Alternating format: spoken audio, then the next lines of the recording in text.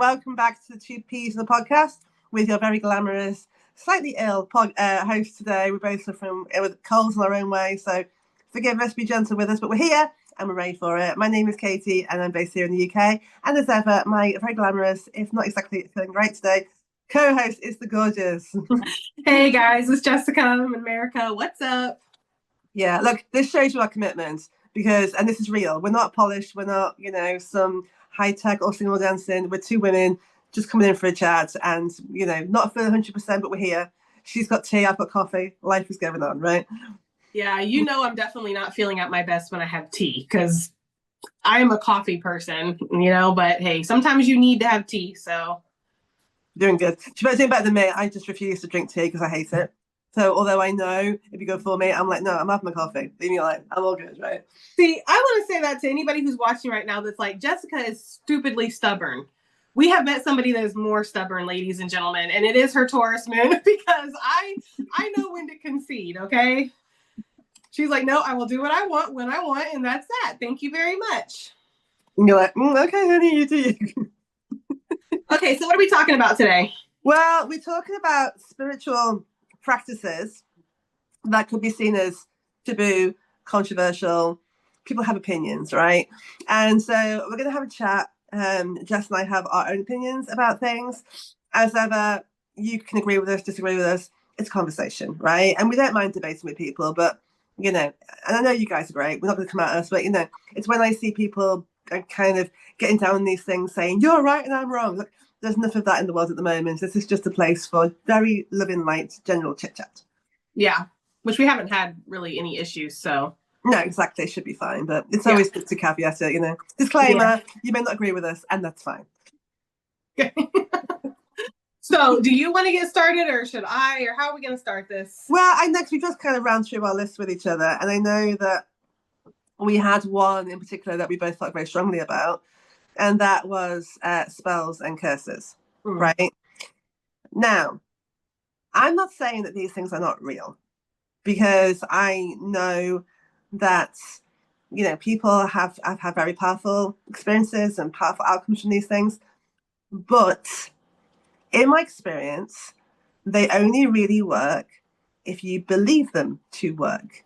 And that goes for curses. If you believe that you are cursed, then you are, right? If you don't subscribe to that in any shape or form, I question the validity of the claim, and also so anything to me that it seeks to harm or control somebody else, I'm not here for.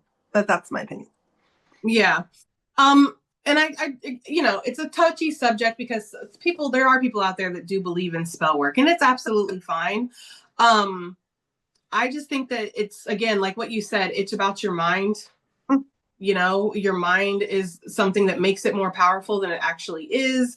Yeah. And my issue with that is when you go to somebody for a reading and they tell you that there's a curse on you. Yeah. And then they go, and for $500, I can remove this curse. That's when my problem is. Now, if you have a service where you offer curse removal and somebody comes to you and you feel like you have a curse on you and you get it removed, okay. But when a reader is telling you that you have a curse on you and you need to pay them to remove it, that's where my issue really lies with that. 100%. In my kind of spam messages. So, you get your DMs on every platform, but you get your kind of spam or kind of, kind of messages. It's always two things. One, you have a curse on you. Let me help you remove it. Or two, you're still in love with somebody. Do you want me to connect them to you? Like both of them are like, and I have the maturity and the spiritual wisdom to kind of know, I see them for what they are. I just block them, go away. But I also know that there are people that would really take that very seriously. And I think that's incredibly dangerous. Yeah. And that actually makes me want to kind of take a step back for a second, because spirituality in general is taboo. Yeah. We're talking about spiritual taboos, and being spiritual is a taboo. It's still not something that's widely accepted. Back in ancient days, it was more accepted to be spiritual and less into a religion, but things have shifted now. And so nowadays, being spiritual is considered like, it's different. And are you sound of mind? Are you crazy? Are you a scammer? What are you doing? Right. And so these kind of behaviors where it's like you come to somebody for, life advice or whatever, and they're like, oh, you have a curse that's on your family and I will remove it for $500. It really puts a bad taste in the person's mouth for spirituality, and it's not a good look, you know? Mm-hmm. I personally, I do not believe in curses personally. I believe in karma. Yeah. And I believe in generational wounds, as I call them. I don't call them curses. I call them generational cycles and wounds. So I do feel like your family can have certain behaviors that gives them certain results. And this keeps following down, you know, person after person after person. Yeah. And then when it comes to you, you can be the person to break that cycle by making a different choice, seeing things for what they are, and choosing to heal and grow.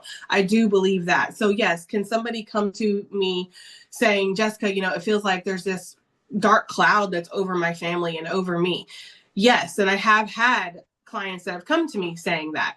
But what I like to do is to dig deep into the behaviors so I can see what the cycle is that's getting played out over and over and over again. And then that's how we can feel that. We can heal that, basically.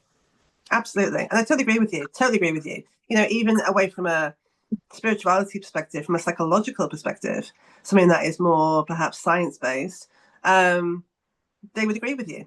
That's the thing. They would say, you know, repeated cycles of behavior in families, generational patterns of behavior is a real thing. You know, and if you want to break it, if you want to shift it, it's all about what's happening in your mindset and seeing things differently. So in that regard, yes, absolutely, 100%. What I don't subscribe to is, say, like, I had a client come to me who, you know, so she believed that some woman had stolen her man and that she wanted me to curse her for, you know, and kind of put a curse her way to give her bad luck.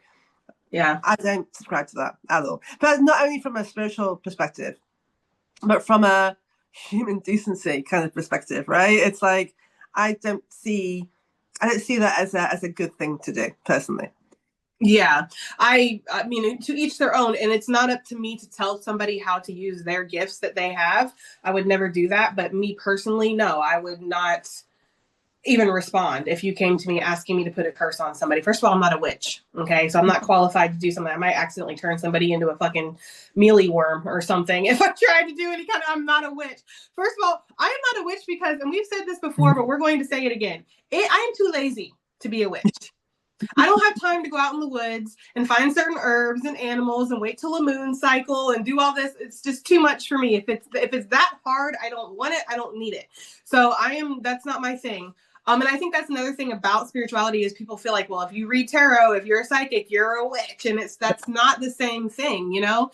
So yeah, no, I wouldn't even respond to somebody doing that. Now, I do want to touch on if somebody is sending negative energy your way and you're picking it up, because that is a thing. Yeah. That doesn't necessarily mean that you've been cursed, though. And that's where you really have to have a disciplined, strong mind and know yourself. Because, yes, people can send negative energy to you and you can feel it, especially if you are an empath and a sensitive being. You are going to pick up on people's negative energies that are pointed towards you. My advice that I have told many, many clients in that case is I give them the bubble of light method, which I learned a very long time ago. I'm not sure if you taught me the bubble of light or I learned it when I went through my psychic training way back in the day, but at some point I learned about the bubble of light method, and that is one of my favorite methods, and I teach people that. I also tell people to pray, because praying to spirit, to the divine, to whatever it is that you subscribe to up there will definitely help you. And and if a return to sender. Now, I know some people don't believe in return to sender, but I do. I don't know what to say. Like, I'm not the one that started it. If you're going to send negative energy my way, I'm just going to give it back to you. It's just like if you got mail that you didn't want in your mailbox, you're not going to keep it because it's rude to send it back. It's not my mail. So here, it goes back to you. That's the way I look at that. So I wanted to touch on that because I know that there are people out there that are probably watching going, okay, well, what if somebody sends negative energy your way? Yeah, absolutely. No? Absolutely. I mean, I was talking about these, like, and again, I appreciate that everyone's a free will to do what they want with their gifts. I just think there is a code of ethics here of saying, I'm going to charge you $500 to curse someone for you. I think there is a code of ethics there that doesn't sit well with my soul and my empathy. I was brought up to kind of don't treat anyone that you wouldn't want to be treated yourself, and don't do anything that you wouldn't, that cause you to lose sleep when you go to bed. You know, your girl already has trouble sleeping. Let's like another reason not to sleep, right? Well, that's where we can get into that whole conversation of morals, because what I find morally correct, somebody else might not. So whereas me and you don't find it morally correct to hex people and curse people and send negative energy towards people, there's somebody else out there that's not going to lose sleep over that. They don't look at that as a bad thing. And that's one of the things that I really had to discover through my whole spiritual journey, is not everybody acts the way I do, feels the same way I do, has the same morals or lines. So again, we're not going to be able to, I understand the code of ethics and I completely agree with that. But also at the same time, my code of ethics is not going to match another person's code of ethics. And it just is what it is. Now, while we're on the magic thing, I do want to talk about love spells. Yes, because I wrote down on my piece of paper, you can't make somebody fall in love with you. No, you sure can't. Okay. One of the things about this is free will. Yeah, absolutely. And this is why I don't necessarily believe in fated connections. Okay. I believe in destined connections. Like me and you, we were destined to meet each other. Okay. Yes. Whether we continue to be friends is completely up to us. Yeah. Destiny is when you are meant to meet something, or something is meant to happen, but your choices can change that. Fate is something that you cannot change. Okay. It's set in stone. So I don't believe in fated connections, because I feel like people have free will. You can have a destined union with somebody and have a strong spiritual connection with somebody, and they can still choose to walk away. I see it all the time in my work, as do you. Yes. So doing a love spell on somebody is trying to mess with somebody's free will, essentially. Mm-hmm. And I feel like that's a big no-no for me. Yeah, absolutely. Absolutely. I mean, when you're growing up, before you kind of have the maturity to understand it, like one of my favorite movies ever is The Craft. I love that movie, like you wouldn't know. However, excuse me, I understand that it's problematic, because, I mean, the good thing about it is that it shows the consequences of your actions. But of course, the whole thing, like, she does the love spell to make Chris fall in love with her and binds them together, and then he goes absolutely psycho on her ass and tries to sexually assault her, if I remember rightly. So it's like, careful what you wish for, right? Yeah, and then that's one of the things about that movie that I do like. I mean, I love The Craft. Who doesn't like The Craft? But I like that they show the nice side of magic. Like, this is awesome, but then they also show how shit can get dark really quickly if you let it, you know? Yeah. And I do feel like if there was a love spell that could work, that probably would be the case. Like, if it's not genuine, true love on both ends and somebody doesn't willingly want to be there, there could be a disruption to the spell, or something might go wrong. Also, I feel like anybody who puts a love spell on somebody, and I have said this to clients before, because I am somebody where it's like, if you come to me, please expect the truth. Please don't expect me to baby you. I'm not going to be mean to you. I'm going to hold your hand through this, but I am going to tell you honestly what's up. If you come to me saying, I want to put a love spell on somebody, I'm considering that, I would say we need to look at your self-confidence and your self-worth issues. Yes. Because why do you want somebody who doesn't want you? Yeah. You know? When somebody is very clear and they show you in their actions, their words, their lack of actions, their lack of words, that they are not interested, it is time for you to move on. Yeah. So what is it that's making you feel like you need to force this situation? Absolutely. Absolutely. Is it easy? No. Is it incredibly painful when you like someone, they don't like you back? Of course it is. We've all been there. We've all been through unrequited love. It's unbelievably painful. But I would still, as awful as it sounds, I would still than forcing someone to like me who's shown me clearly that they don't. Yeah, and I mean, I've been through unrequited love before a couple times, and it is one of the most incredibly painful things that you can experience. So actually, I'm kind of grateful in a weird, sick way that I went through these things, because I am able to help my clients that come to me with those kind of feelings, because it's not easy. But I've also been in relationships where, you know, I wasn't happy. Yeah. The other person was. I've also been in relationships where they weren't happy, but I was happy. And it's like, you can feel incredibly lonely with somebody when it's not working. Oh, yeah. So forcing it's not good to force that. It's like, you want somebody who wants you. You want whatever, anything that wants you. You don't want things that don't want you. If something, person, place, or thing is going out of its way to energetically show you it's not in alignment, then it's just not. Yeah. I totally agree. I totally agree. And that's the thing, essentially, like I said, any kind of spell or magic that is done to harm or control somebody else, in my opinion, is not for me. Yeah.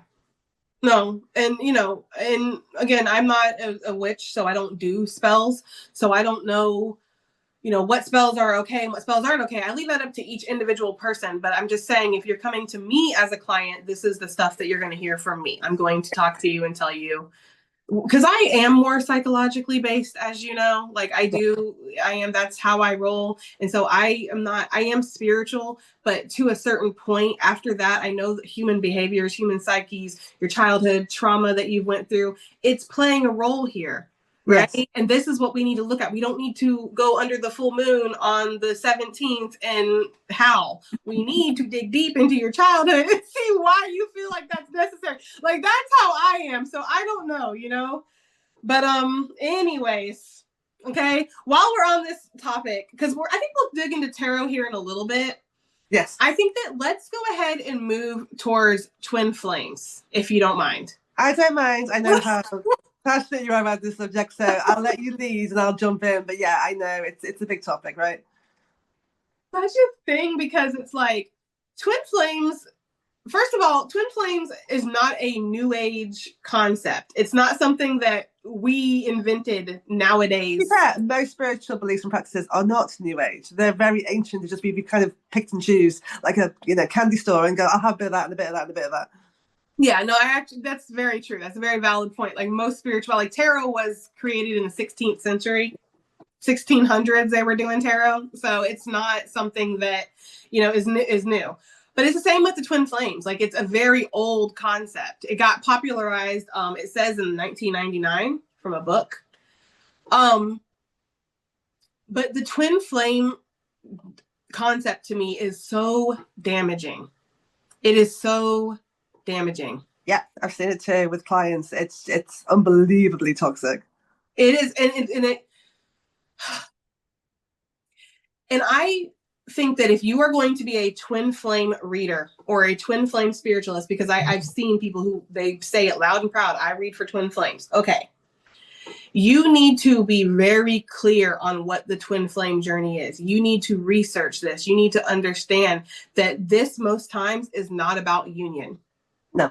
Because that's what people who they get into this twin flame, you meet somebody, you feel this super intense connection that you've never felt before. You see all the signs, all the coincidences, all the synchronicities, all that stuff.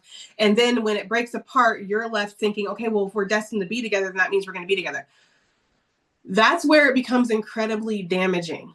So I'm not saying that I don't believe in twin flames. I don't really know how I feel about twin flames. But I am saying that if you do believe in twins, you need to do your research and you need to understand that connection that you're feeling with somebody is more about your own personal growth, your own personal healing, and less about union. You meet this very strong soul because they are going to be a catalyst to your growth. Most times twin flames will come in and they will be a catalyst to your spiritual awakening, to some kind of healing, putting you on a path, removing you possibly from negative situations, because when you meet somebody, it's like all of a sudden you see where things in your life are not working out. It's not so often about the union. It can be, but it's not so much about that. So it's so damaging when I have people come to me and they go, well, this is my twin, or when they want me to confirm that somebody is a twin. Yeah, absolutely. I think one of the big issues is there is a misunderstanding, not just in the spiritual community, but with spiritual writers, teachers, psychics, that they say the wrong word. So there's this cross thing between twin flames, soulmates, and karmic relationships, and they are used interchangeably, and they're not the same thing. They are completely different things. And when people are talking, as I found from doing readings as I used to, I had one client and she was adamant, like she would not listen to me at all. She would die on that hill that this was her twin flame. But she was reading it as this was her soulmate, not understanding that this was a completely different thing. Soulmates and twin flames, different things. And it annoys me. I mean, with her, she has lots of compassion, lots of grace, lots of guidance. But on a personal note, it's really frustrating because they will die on that hill. Well, to me, it's like just like I can't have somebody come for me to confirm that they're their twin flame. I can't tell somebody that somebody's not their twin flame. I like to remove those labels because they get confusing.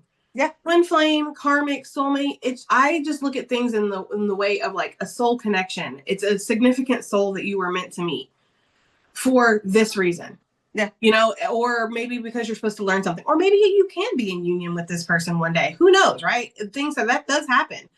But I just feel like it's so damaging because I feel like deep down inside humans want to be chosen. Oh yeah. I feel like we do. Absolutely. Although what I will say is with the whole twin flame thing is that when I first heard about it, I forget who it was. It might have been during virtue. I think it might have been. But it was the whole souls splitting into two, and you are two halves of a whole, and then you come back together to be whole and to form one. And that psychologically is damaging as hell. Because what message you're giving is that you are not enough and you are not whole on your own. That if you never meet this person, that somehow you're broken or you're not enough, that it's the union that makes you whole. And I think that's very damaging. I completely agree with that. I do think that's damaging too, because it's like you're waiting for somebody to complete you or something like that. That's why I have a hard time believing in the concept of twin flames. Now, do I feel like you know what I kind of believe in more than twin flames is a divine counterpart. Mm. I feel like there are like souls, and maybe they don't incarnate with you every single lifetime. So like maybe when you go through a lifetime where you're single, forever single, and you don't meet anybody or whatever, it's like maybe because your divine counterpart just didn't incarnate with you this time. Yeah. But I do feel like there are like certain situations where you have a divine counterpart and you guys always find each other in each life. And maybe maybe you're together, maybe you're not together, but there's always something significant about it. It teaches you something in some kind of way. But that doesn't mean that either one of you needs the other person to complete them. You're not incomplete without this person. Yeah. It's just somebody who matches your energy and somebody who is like, you know, almost like a designated buddy. Like, you know how like when you go on a field trip in school and it's like, this is your designated buddy and you guys don't leave each other's side. Yeah. That's the kind of energy that I more subscribe to than twin flames. But it gets people stuck. And that's my problem. Absolutely. Did you hear about, and I forget the name of it off the top of my head, I know we spoke about this in the previous podcast episode, but there is that cult that is still going, and is it Twin Flame University or something? And it's like, they subscribe completely to twin flames to the point that their followers were encouraged to find their twin flame in society, but they realized that a lot of it was there was more women than men. So in the end, they said, "Oh, your twin flames in the cult." But then people were getting like sex changes and living as because there had to be a male and a female. So one of them had to transition so they could be a twin flame together. Now, tell me that's not damaging on the extreme. That should be illegal, first of all. But it's also very damaging because a male and a female, genders don't mean anything when it comes to masculine and feminine energy, first of all. So I feel like this is something that I constantly have to say in my readings, you know, and I get it. And so I don't have a problem saying it over and over again. But please don't pay attention to the genders on the card. If I'm pulling a queen, if I'm pulling a king, divine feminine, divine masculine, this has nothing to do with what's swinging between your legs. It has absolutely nothing to do with that. It is an energetic thing. Everybody has masculine and feminine energy within them. And I have a lot of clients that are men, that are straight men, and they subscribe as divine feminine. Okay. Yeah.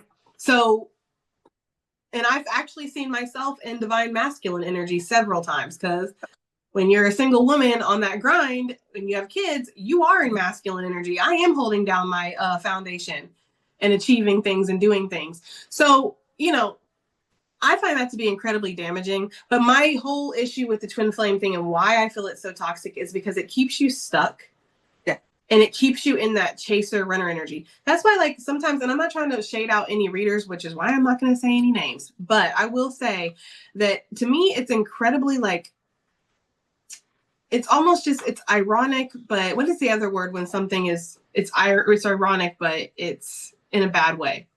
You should know this. My brain is so fogged. But you have to bear in mind I'm perimenopausal. I can't remember anything anymore. And plus, we're both kind of sick at the same time. Yeah. But it's this energy of like where you have a reader saying, you know, you're on the twin flame journey, but you really need to stop thinking about this. You really need to stop. You know, you need to let him go. You need to let him go. Well, then why are you pumping out readings every fucking day about it? Why don't you talk about something else? Mm. If you really want your collective to move the fuck on, then why don't you move the fuck on? You know what I mean? And I'm sorry to be like that, but that is how I feel. You know, your vibe is your tribe. I believe that wholeheartedly when you're doing collective readings. Absolutely. I totally agree. Yeah. And the problem is, that's the thing, isn't it? While there are readers and teachers and healers out here kind of waving the flag for it, you're going to get people that are subscribing to this stuff because ultimately, like you say, people want to be chosen. They want union. They want to feel special. And the twin flame narrative offers them that in a way that, sadly, a conventional relationship may not hit the same way, even though I would argue that a conventional relationship is better all day long. Oh, yeah, for sure. Like, I feel like my life was so much simpler before I knew about, like, soulmates, right? Like, and soul connections. And before I knew about with the Mercury retrograde. Oh, God, don't even get like, I used literally when I was younger, whatever, I would just be like, well, I'm just having an off week or something. It's whatever. And I would move on with my life. Like, I didn't know about the damn Mercury retrograde and everything that it could do and be preparing for. It's almost like you're manifesting this shit because you're so aware of it. Which is funny enough, I didn't have this on the list, but I know that we talked about it this week because this week, time recording, it was the 11th of the 11th, right? 11/11, which, you know, in the States is Veterans Day, here it's Remembrance Day, same thing. And we both said to each other, there are going to be people that are going to be like, oh, it's 11/11, like, you know, and all of this. And it's like, I subscribe to that because we love an angel number, right? Girl, we love an angel number. Yes, we do. We tell each other all the time. Like, my latest thing at the moment is Jess's birthday. I keep seeing it everywhere. 523 is like everywhere. But that, I think there's so much, it's almost like too much pressure put on 11/11 to be like this magic freaking spell, this magic bullet that's going to make everything better. Yeah. And you know, and you remember too, like me, I say you remember like it was so long ago. Girl, it was like, well, it was like a year ago, right? It feels like it was 3 days ago. But you can recall how like I was not really feeling great. Like I was not feeling like not sick, but just like very low energy. And I've been like, you know, battling things over here. Like for the last like 7 months, I've been going through a lot of shadow work, a lot of changes. My whole philosophies, everything inside has been changing. I just have not been feeling like great, you know, but I understand that I hold this light for so many. And so there's a lot of pressure and responsibility. And you know how I was like, I don't even really want to film today, but I feel the pressure to film because it's 11/11. And how can you not film on 11/11 in the spiritual community? It's 11/11, you know? So I did an 11/11 make a wish reading, you know, because that's what, and oh God, and it's not like it was fake because, you know, I enjoy my job and you know that I love doing readings and everything. And it was a great reading too, and it lifted my spirits. And to be honest, that day did feel very auspicious. Like both of us had been not feeling great, and then 11/11 we suddenly felt nice. Like it was a nice day. So maybe there is something to it. Maybe, but the thing is, I struggle when people put so much pressure on themselves to like suddenly they've seen it, so this is the answer.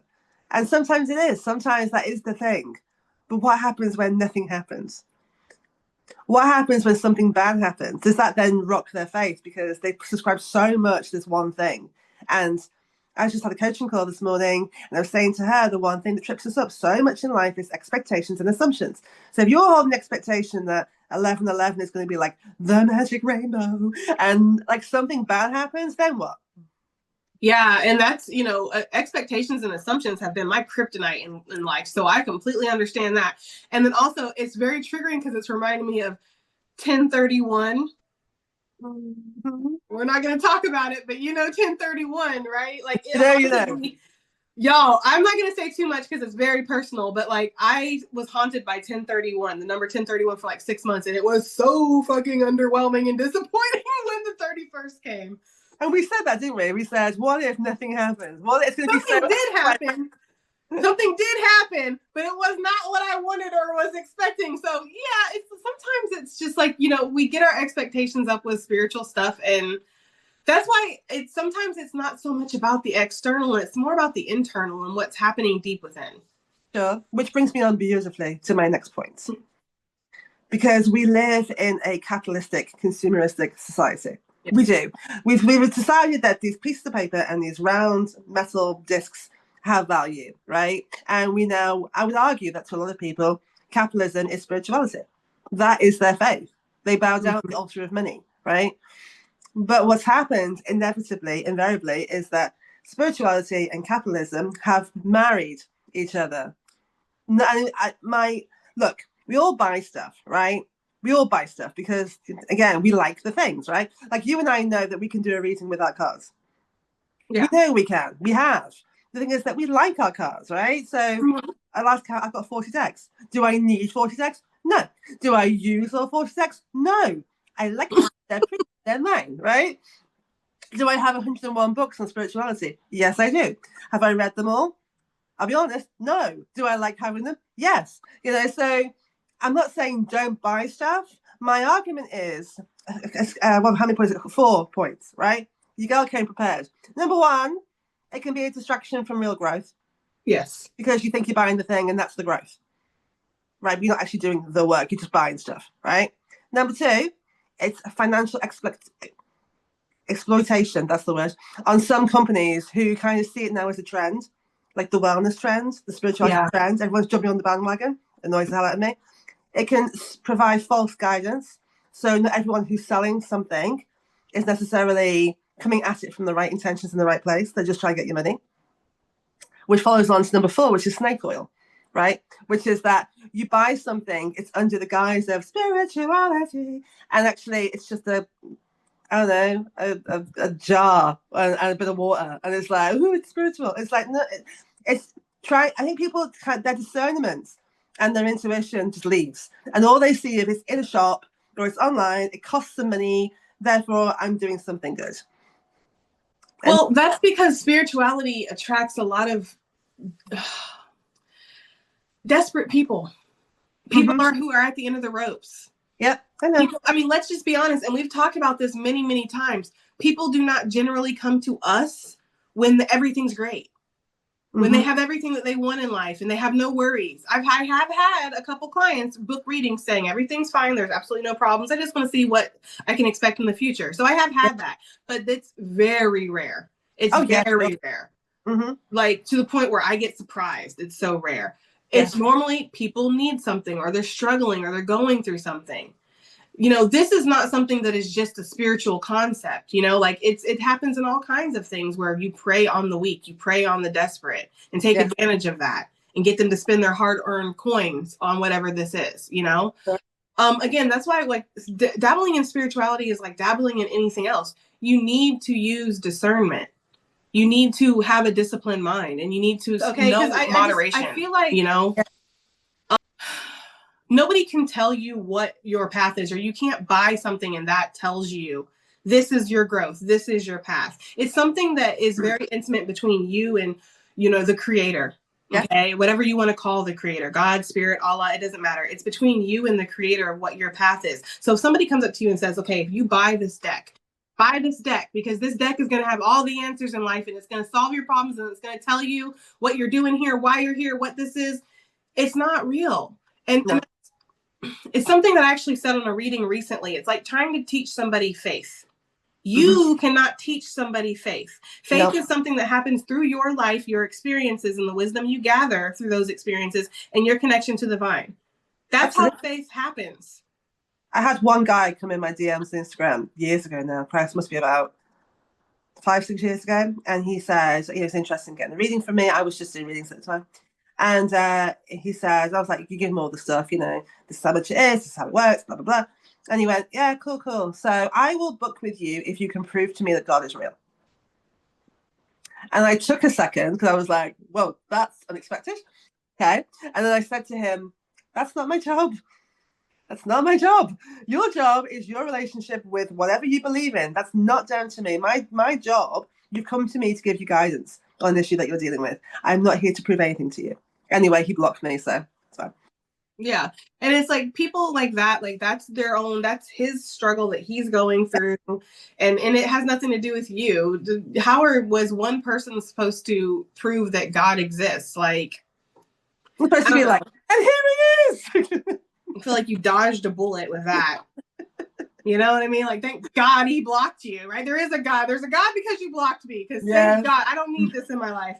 And I guess this kind of goes hand in hand with my next one of my topics that I have here, like being a spiritualist for a living. Because people do look at that like it's taboo. People look at like the gifts that you have, and I know that you've dealt with this. I know that I've dealt with this. I know lots of people who have dealt with this. The gifts that you have, you should not charge for those gifts. Yep. As so many, like the last 15 years of my life, I've been told at least once every few months that I shouldn't charge for what I do because it's a divine gift.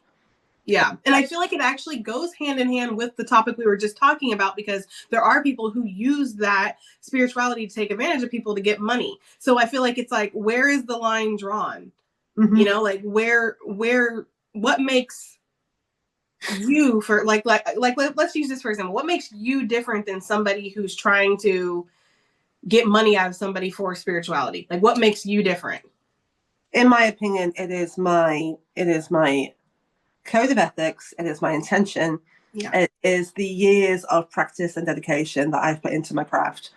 It's my empathy. I think there's lots of things. I don't money. Obviously, like I say, we live in a world where money capitalism is incredibly important. I keep seeing videos, actually, it's funny, of people going, we're not flying rock through space. Why are we paying for housing? Why? Yeah. I know. So I get it. But at the same time, I've missed my point now. See, there's my primary brain. And like literally, money is not my number one intention with readings. My intention is to help people. I believe in the energy of exchange. So should I be receiving financial recompense for that? Yes. Do you go to a hairdresser and go, hey, your gifts are from God in cutting hair, so you shouldn't charge for doing haircuts? Yeah. No, of course not. You expect to pay when you get your haircut, right? Because they've had training and they've practiced their craft. Well, why is that different? What makes that different? Whether you're a psychic or you are a dentist, you still got to pay your bills. Yeah. Like, I don't get to go to my landlord and be like, well, I'm a psychic and I work for spirit, so I should live for free. Right? Yeah. I mean, it would be nice. But like back in the day when you would go to the old woman in the woods that lived in the cabin that nobody talked to unless they were going through something, crazy in their life, you would bring a chicken. Yeah. You would bring a cast iron skillet. You'd bring something, right? It's the same type of energy. Today you're bringing money. It's really no different. What I think makes me and you different, and a lot of other people different than people who are using spirituality to get money out of people. We are not promising you anything. Oh God, no. We are not telling you I have all the answers and I'm going to tell you the answers. And we are simply saying, this is the guidance, this is the advice, and this is what I feel like also you should work on healing. Absolutely. That's why, like, whenever I've done readings, I say two things always now. One is, this is the most likely guidance based on what's happening right now. If you change what you're doing, the guidance will change. Because I've had people coming to me doing, you said, which drives me mad. So I'm like, well, yeah, what are you doing differently, right? Yeah. Secondly is, if you've got a problem with the messages that are coming through, do not take it up with me. I am the messenger. Take it up with upstairs, because that's where it's coming from. Yeah, or just don't come back. Absolutely. But that like, thing you have free will. Yeah, exactly. You don't have to book that person again, or you don't have to watch that channel again. You can just sail away, right? Like, you can sail away. You do not have to sit here. You have the power of participation at all times. Another thing about being a spiritualist, what's taboo about it, is how other people will treat you because that's your job. I've gotten to the point where, because you know how I used to feel about this, right? Like, I used to be like wanting to fit in or not wanting to come off as weird because I read tarot or this is my life or whatever. I've gotten to the point in my life where I'm so heavily involved and invested in my spiritual journey. I don't know what to say if you don't believe in it. That is your choice and that's your life. We don't believe in the same things. We have different lives, or we it's whatever. I can't prove to you that what I experience every day is real, nor do I want to at this point. Absolutely. Like, it's not my job to prove to you that what I'm doing is valid, or it's this or it's that. I went through this whole thing of proving that to myself, because I had to discover within myself if what I was doing was right or not, if I was on the correct path. Am I leading people astray? Is this like, what is this?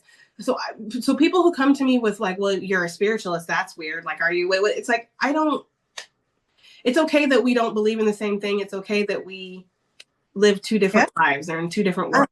I mean, I know I've spoken about this before, but when I started doing readings, I had a lot of shame, I suppose, embarrassment. I had a deep witch wound, which I wasn't even aware was a thing at that point. So I was embarrassed and slightly scared about declaring it publicly. Yeah. I was. So what was happening was I put myself in a really shitty perpetuating cycle. So whenever someone asked me what I did, I would look at the floor. I couldn't make eye contact with them, and I'd mumble. I go, and I read tarot. And why? Because I was convinced, the story in my head was that they were going to laugh at me, they were going to confront me, they were going to judge me, they were going to reject me, right? Now, regardless of anything in the person in front of me, they could be like the number one spiritualist in the world. I wasn't going on that. I was going on how I felt about myself, right? So because of the energy that I was carrying, it was something weird and something embarrassing. This person subconsciously has picked up on that. And so now I'm given the vibe it's weird. Now they're thinking, oh, it must be weird then. They're mirroring that back to me, which is then confirming what I already think. Yeah, and that is 100%, you know, it's the energy of not feeling completely comfortable with it yourself. Yeah. I would say to people, I'm a life coach, which is not a lie, by the way. No. I am a certified life coach. So that is something where I got the plaque right on the wall. I am a certified life coach. And I do coach, and I do my readings are like life coaching. It's not just readings, you know. But it's like omitting. Yes. And I remember when last year when I finally got somebody else to do my taxes, because I've been doing my taxes and they were getting more and more expensive every year. And I'm like, okay, I need to get a professional to help me out with this. So last year I went and I got my taxes and I sat down in front of her. She's like, okay, so what do you do? And I'm like, I read tarot on YouTube. And she's like, and I'm like, I bet this is the first time that you've done taxes for a tarot reader. And she's like, you're correct about that. But she was great. Like, she taught me, like, if you buy any decks and stuff, we can write that off. Any of your Palo Santo, if you use it in your videos, we can write. Like, she was amazing, and she was not judgmental. And it could possibly be because I was mirroring like a pride and an acceptance and openness of, this is what I do. Yeah. You know? So yeah. Rather than being like,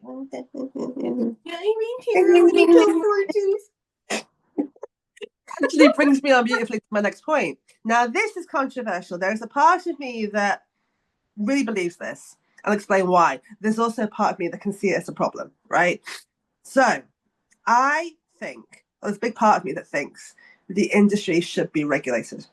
Yeah. Now, the reason I say this, the part of me that thinks this, is that there are people that can go into a shop now.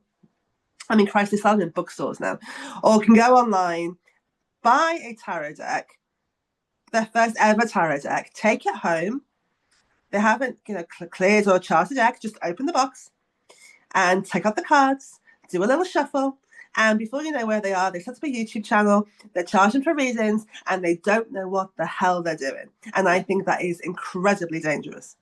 It is, because people who are coming to you for readings, they're as we've talked about in this podcast already, they're putting a lot of stock into this reading. Most times they're coming to because they have real problems. Yeah. So if you're getting a reading, say, like, let's just say, do I quit my job or not? Which I never advise anybody to quit their job. That's one of my big no-nos, is not telling people to quit their jobs. But if somebody comes to you with that, you could, as a reader, look at what would happen if you quit versus what would happen if you stayed. That's how I solve that problem. I don't tell you what to do. I give you the outcomes, the most possible outcomes for both situations. But if you don't know what the hell you're talking about and what the cards mean and what this means, and you don't have the intuitive backup, it's like, you can really fuck somebody's life up, bro. Like, I am serious. You could mess somebody's whole fucking life up. I'm laughing because I just, in my head, I saw the Tower, the Ten of Swords, and the Death card. Now, if you don't know what those three cards mean, and you just look at the pictures, and there's no intuitive, there's nothing there, they could read that. Okay, well, if you leave your job, you're going to get stabbed in the back, you're going to fall from the tower, and you'll die. Yeah. Bye. That's gonna be $50, please. Thank you. Yeah, it's really hard because it's like, you have to have, again, this is something where it's like, not everybody should do it. Just like not everybody should do everything. Like, let's just use for a perfect example, 911 operator. That is not my calling. That is not something I need to do. I do not need to be a 911 operator. Okay. Right? So not everybody needs to be a tarot reader. Not everybody should be a tarot reader. Not everybody should be giving psychic messages. Yeah. You know? You have to have some kind of discernment. There's also a problem with like new psychics or people who didn't really get any kind of training, which I want to be clear here. I was never trained on the tarot. It was a natural gift and ability. However, I was trained in my psychic abilities. Yes. So there's that, you know, but people who have never had this training, they also do this fawning thing where they tell them whatever they want to hear. Yeah. And that can be incredibly damaging too. Like you don't want to hurt somebody's feelings, but at the same time, if you're telling them something that they want to hear, but that's not necessarily true. Yeah. 100%. You are going to damage somebody. You're going to cause more problems than you need to. 100%. However, all that being said, I think the regulation is obviously would have to be handled very carefully. Do we want the government all over what we do? No, exactly. That's what I'm saying. Regulation. I don't know what that would look like. I don't know what that would look like. You'd have to it would be the same for if you want to practice psychology, which can be, you know, like you'd have to go through formal training and go through schooling and get certificates. And, you know, it would be regulated just like if you were going to be a psychologist.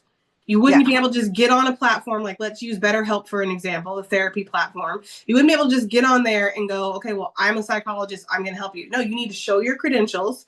You need to show your training and that you've been through that. It would be the same type of thing. And I don't know if that's something that with the spiritual community is possible, especially since there's not just one place to go for that. Like, especially like with YouTube, you can do psychic readings. You can set up an email. You can set up a website. And people, it's not as easily regulated. That's why it's like we have to regulate ourselves in a sense. Yes.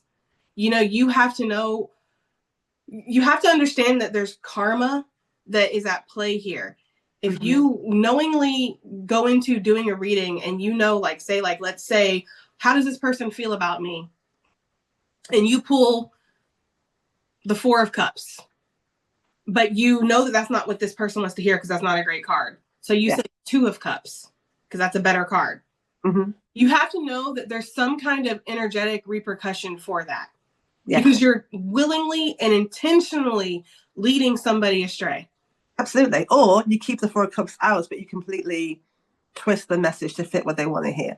Right? Yeah. Okay, this, you know, how's this person feel about me? Comes out and you go, oh, well, this is where you are right now, but they're going to come. It's like, you know, you're trying to kind of fit the message into what they want.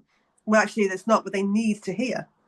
You can twist the 4 of Cups, because I've heard a lot of readers do that. You can twist the 4 of Cups into a missed opportunity. Yeah. That's what you can say the 4 of Cups is, because he's at the tree with his arms crossed. Yeah. The cup's being offered and he's not ignoring it. It's a missed opportunity. But what you're leaving out when you're trying to sugarcoat that is that they are intentionally missing opportunities. They don't want the cup. That, to me, 4 of Cups is one of my biggest rejection cards. Like, for me, when I see the 4 of Cups, the person's not interested. It doesn't really matter why, but they're not. So if you're doing mental gymnastics to kind of make that card be like they want you, it's not a good thing. And I've seen other like readers on YouTube where their message changes as the cards change. Yeah. It's like there's zero intuition behind this. If I get the 10 of Cups, it's happy. If I get the 10 of Swords, it's sad. And it doesn't matter if I was just telling you that it was happy. Now it's sad. It's like flash in the reading because the person has no intuitive guidance of what's happening in the reading. It's incredibly damaging, which brings me to my next thing. Because I need to say this. Okay. And this, I know you're not on TikTok, which is a good and bad thing, but I will say that what's happening on TikTok sometimes is annoying the crap out of me, because I will look at other readers and see, what's you got these guys, and sometimes, and not all of them, but some of them will go, there's this message, and they have the cards and whatever, and then they'll go, to claim this message, type 555 in the comments, like, share, and subscribe, and you're like, fuck off. No, you don't need to claim anything to receive guidance. No, you don't need to claim anything to get blessings. It is them for their engagement and their subscribe account. It's not about you. That is exactly what that's for. It's for the algorithm. Yeah. It's for their own entertainment. Yeah. And things moving forward. It has literally nothing to do with whether something is. God. I know. This happens. But again, you can't make something happen by typing in a magical number on a fucking social media app.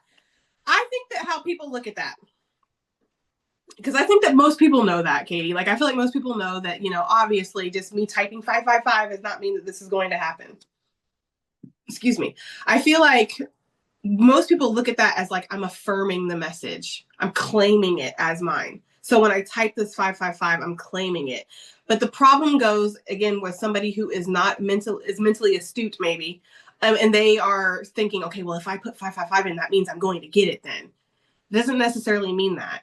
And it's the misleading and stuff that really bugs the me. way it's framed. Like, and you know, people, I've even seen some of them go, I've seen people that skip this message and they've had bad karma and bad luck. I've seen that too. And that, don't tell me that there's no astuteness there. That's them literally leading you up a garden path. Yes. And that is incredibly, it just leaves a bad taste in your mouth. Mm-hmm. You know, I think the thing is, Katie, is that there's certain people. I saw another reader say this, and her name is Jess Puckett, the Chaos Witch. She is an awesome reader. I love her. She's a psychologist too, like she has her psychology degree, and this is what she does for a living, but she also reads tarot. So she's very, you know, sound, I guess you would say. But she had mentioned a long time ago in one of her readings that she felt like in spirituality, there's certain people who are keepers of things. Mm-hmm. And she felt like she was a keeper of astrology, meaning she doesn't like when people know a couple things, like, oh, I know what the retrograde is, or I know what North Node is, I know what South Node is, and then they spew it out like they're knowledgeable because it's damaging people. She feels like if you're going to talk about astrology, you need to study astrology and you need to know it. And that's how I feel about tarot. I feel like I'm a little bit of a keeper of it, you know, or like maybe it's psychic abilities, maybe it's tarot. I don't know, but I just feel like there is this code of ethics that both of you and I share where it does genuinely bother us when people are taking advantage of other people through spirituality or doing something the wrong way. And it's like, you're misleading people. You're doing more harm than good. Please sit down. Like, you know, 100%. Like, and maybe that's because both of us have been maybe witches, psychic, spiritualists in many, many lifetimes. And so that's why we hold this so closely to us. I don't know. But that if I may. Absolutely. I went through a huge thing within myself the last couple months, like the last 7-8 months. I don't know when it happened around the springtime. Is tarot more helpful than harmful? Does it hinder people? Does knowing too much hurt? Does knowing too much harm? Because I literally talked about this in a reading the other day, a personal reading from one of my clients. The advice that came through was advice that I had never gotten before from Spirit, but I was like, this makes perfect sense, actually. The advice was, now you've seen everything in this reading, you know how this person feels. But that's not how I want you to look at the situation. I want you to look at the situation for what's being shown to you from this person. Because just because we've now delved into their inner thoughts and we see that they like you, we see that they care about you, what are they showing you? Because that's what you need to approach the situation as. Because that's exactly what tarot does. You see the things that are going on inside people's heads, inside people's hearts. And so since you have that knowledge and you know that, it causes you to act in a way that you wouldn't had you not had that knowledge. Yeah. So let's say that some person blows you off and you didn't know anything about tarot. Well, you'd be like, okay, well, they're a flake. They're an asshole. Fuck off. And I'm moving on. And then you'd move on. But if you have tarot, you know that that person is nervous. They've went through trauma. They're trying to heal. They really do care about you, but they're scared of opening up. It makes you go, okay, well, they really do care. That, you know, you see what I'm saying here? It's like, does having the forbidden knowledge actually hinder more than it helps? And tarot is so oversaturated nowadays. Yeah. Everybody does. I mean, I've talked to people through my readings that are CEOs, dentists, doctors, psychologists, fucking zookeepers. Like, I have talked to so many different people in the military, cops. Literally, that reading that I was just talking about was for a police officer. Everybody knows about tarot. Everybody gets tarot readings. And it's like, and so I went through this whole existential crisis in my life of, oh God, am I hurting people? Am I not helping people? Like, am I leading people astray? Maybe people don't need to know this stuff. and I don't know how I necessarily feel about all of this still, because if I'm not a tarot reader, then what am I supposed to be? Like, I feel like this is my calling. I'm meant to do this. So I'm going to shut up and let you talk, because I want to hear what you have to say about it. It throws me the baton. Go, go, go. So I think what discerns, certainly, and I'm not saying that you and I are the only people that do this, but what discerns us from potentially other readers out there is that, as you've said, and that's why I moved my business on, is that our readings are not just readings, they're coaching sessions. Yeah. That the tarot is a tool, right, that is used for opening conversations and having that kind of dialogue. So in that sense, you're not saying this is what it is and give me the money and goodbye. What you're saying is, well, let's talk about this. Why has this come up? You know, what's this telling us? You know, how do you feel? What has this person shown you?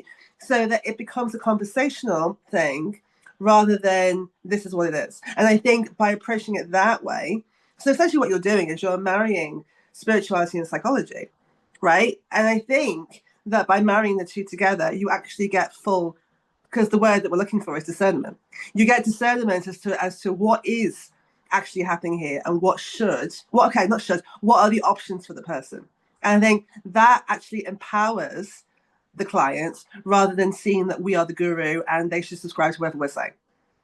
Yeah, and I do think that is, because that's true, and that's something that I do is if somebody comes to me, especially about feelings, when it comes to something, like, I will tell them, like, this is what they're feeling, but we need to also pay attention to what they're showing you. Like, that is important, you know, and you need to recognize it doesn't matter how much feeling somebody has for you. If they are not willing to show it, or for whatever reason on the physical level, they're holding themselves back, that is what you need to go by.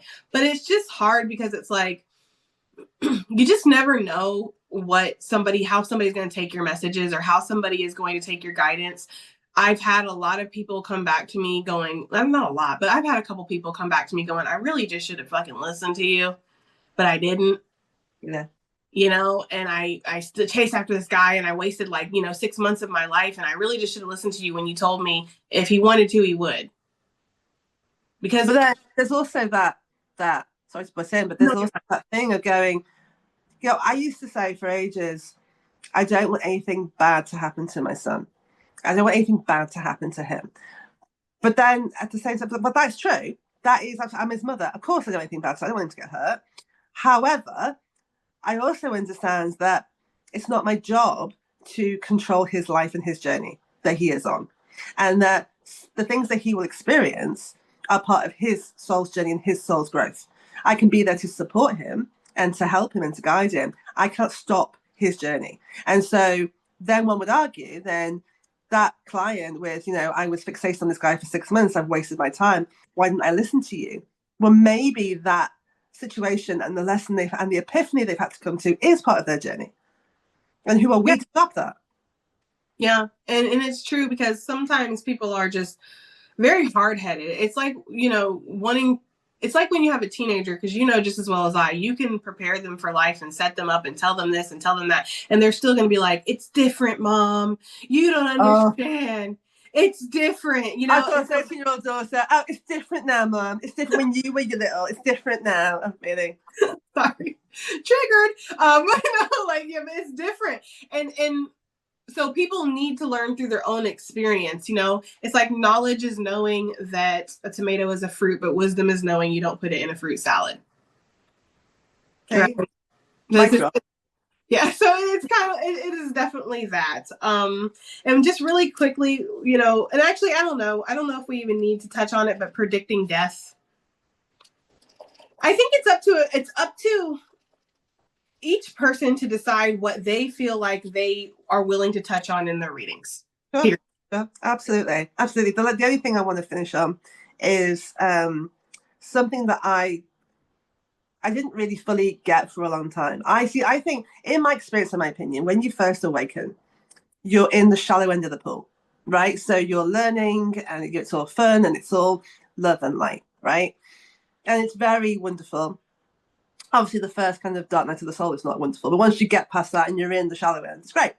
You know, you're learning and you're experiencing what you want to experience. It's fun. You're meeting people. It's great. You're meditating. You're going up and out yourself and all of that. For me, The danger of that place, though, is that a term called spiritual bypassing. Now, spiritual bypassing is also known as toxic positivity, in a psychology point of view, is that if someone's going through something, you will go, oh, everything happens for a reason. If someone's going through something, you'll go, send them love and light. Yeah. Forgive them. And it's ignoring the human side of our nature and putting a spiritual band-aid on a huge problem, thinking that that's the answer. And I think it can become incredibly toxic if you're not aware of what you're doing. And I was in that space, certainly for a good 4 years, 3-4 years. And I can hold my hands up to that now and say, absolutely, I was that person. Until I suddenly understood, had the epiphany of actually the damage that I was causing, not deliberately, inadvertently, but it was damaging because people weren't really being seen and heard. I was just so keen to kind of like spiritualize everything. And I think you have to be aware that if people are going through something and they're in pain, those catchphrases, that spiritual band-aid, is sometimes more harmful than good. Yeah, it's incredibly harmful. And I do remember when that was something that, not saying like you had an issue or anything with it, because I feel like you just were searching for happiness, in whatever way possible. Yeah. And I remember there was one time where I had went to you for something and you had said, well, maybe you attracted this. And I was very like, maybe I did. Okay.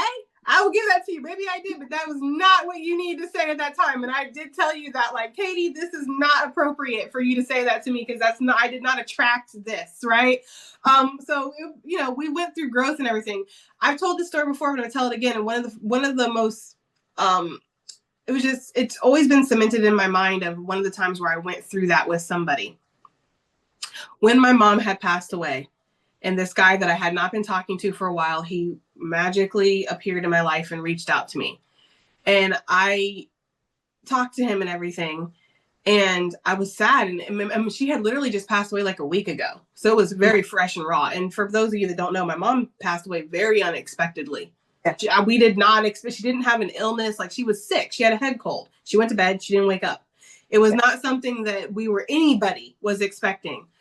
So it was earth shattering to me. Like, I died right there. Like, I died with her. That's how I felt. So it was a week into this and I was really struggling. I was crying every night. I was just really upset. And he's like, Jessica, you do this for a living. You know that she's in a better place now. Why are you sad about this? You should be happy. And I'm like, I should be happy that my mom died. I was like crying. I was so upset. I told him to fuck off immediately. And I hugged him. This is not at you. This is at him, wherever he may be. Fuck off. Fuck all the way off. Seriously, how dare you? How dare you say that to you? Honestly, it's disgusting. And to me, it was like, I went through a lot of emotions over that conversation. And at the time, I didn't really realize that that's what he was doing, was expressing toxic positivity and spiritual bypassing.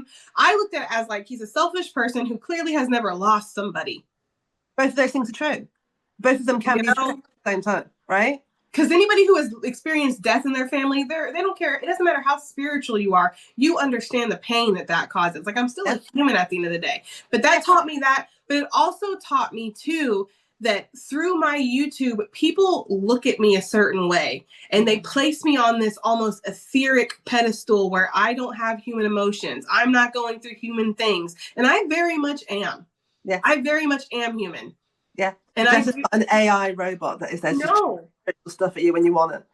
So, like, when my mom passed away, did I know that she was in a better place? Absolutely. Did I know that that was her journey and that was her path and that was when her soul decided to go? Yes.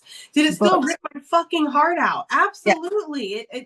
It wrecked my soul. Like, for a year after that, I stayed in her sweater. If you remember, I would not take her sweater off of me. I wore it everywhere. I slept in her sweater. I cooked in her sweater. I went to work in her sweater. I would not take it off. I was distraught. Yeah. So to have somebody tell me, like, you should be happy, I'm like, oh my God, fuck off, bruh. Like, I'm not your God. And I never said that I was, like, so yeah. And that's how damaging toxic positivity can be. Yeah, absolutely. Absolutely. Again, I mean, it's funny, it can have its place if you use it correctly. My mentor, God rest her, Barbara, you loved her. She was like 4 foot nothing and didn't give a, she had no filter, but she was funny as hell. She was in her 80s and just said it how it was. And she'd go, whenever somebody was like negative energy or just, off, and she'd just go, just love and light them, Kate. Love and light that bitch, and I'll fuck off. And you go, love and light, brackets, quietly, fuck off. But you actually go, love and light, love and light. I have a hard time sometimes giving people love and light. Like, I am not, somebody here that is meant to just give you forgiveness. Like, that's something that I've actually worked on, and I do give forgiveness now a lot more than I used to. But before, my whole philosophy was like, love and light, I'm not the Pope. I don't need to bless you. Well, and I think the danger of it is that people think that's enough. So when something awful happens, everyone, if you watch social media, love and light, love and light, love and light, love and light, prayers and thoughts, and it's like, to me, spirituality, we're here to be the light bringers, the light chargers. We're here, it's an activated, right? So saying love and light is bypassing. You're like, well, I said love and light, so that's me done. Yeah. I don't think so. I think you should be leading the charge for change, in my opinion. Yeah. I agree completely. Maybe we should write a book on it. Enough projects on, babe. Let's see. At one point we will, Spiritual Taboos, and a big one of them on the front cover. With a halo around it. See? It's there. You got it. Well, I hope everybody has found this, if not knowledgeable, entertaining. This is very real life. Hang on, I have to unlock the door. Stay there. I'm coming.